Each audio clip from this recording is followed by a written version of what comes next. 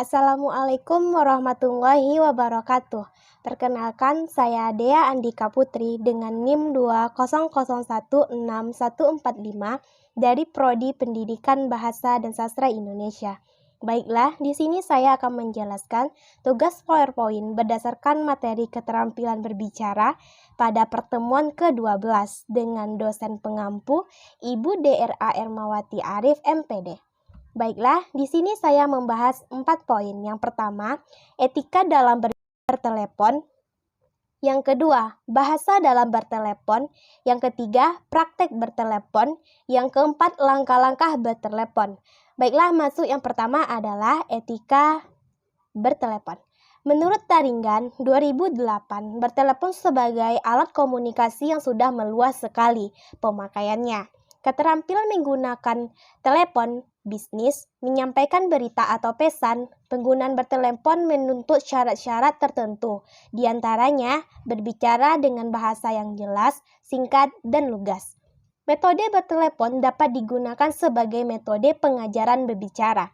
Melalui metode bertelepon diharapkan siswa berbicara jelas, singkat, dan lugas. Etika bertelepon sebagai berikut. Yang pertama, pegang genggam telepon dengan baik. Yang kedua, usahakan nafas kita pada saat berbicara tidak terdengar seperti mendegur di telepon. Yang ketiga, ucapkan salam seperti selamat pagi, selamat siang, selamat sore, dan lain sebagainya. Yang keempat, hindari kata halo. Baik, yang kelima, gunakan suara yang enak didengar dan selalu seperti tersenyum. Yang keenam, selama berbicara, jelas jangan kecepatan dalam berbicara dan tidak boleh terlalu cepat atau lambat. Yang ketujuh, simak baik-baik pesan atau kalimat yang diucapkan oleh lawan bicara. Yang kedelapan, apabila tidak mengerti, tidak ada salahnya kita melontarkan pertanyaan. Yang kesembilan, simpulkan hal-hal yang penting sepanjang pembicaraan sebelum mengakhiri pembicaraan. Yang kesepuluh, siapa pertama yang menghubungi atau menelepon adalah yang menutup telepon terlebih dahulu. Yang kedua, bahasa dalam bertelepon. Bertelepon adalah salah satu cara bentuk komunikasi yang dilakukan secara lisan. Saat bertelepon harus memperhatikan beberapa hal.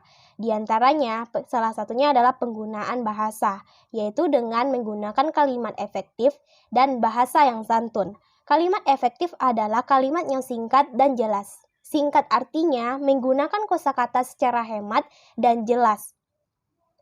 Dan bahasa yang digunakan harus bahasa yang santun, yaitu bahasa yang sesuai dengan norma atau kesopanan yang berlaku di masyarakat. Jadi, dalam bertelepon diharapkan menggunakan kosakata secara hemat dan tidak menimbulkan penafsiran ganda serta memperhatikan sopan santun. Yang ketiga, praktek bertelepon.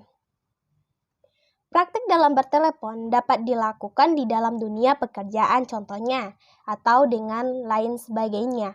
Kegiatan seperti ini menjadi hal yang rutin dilakukan karena bertelepon sangat berpengaruh terhadap pekerjaan, salah satunya di tempat perusahaan.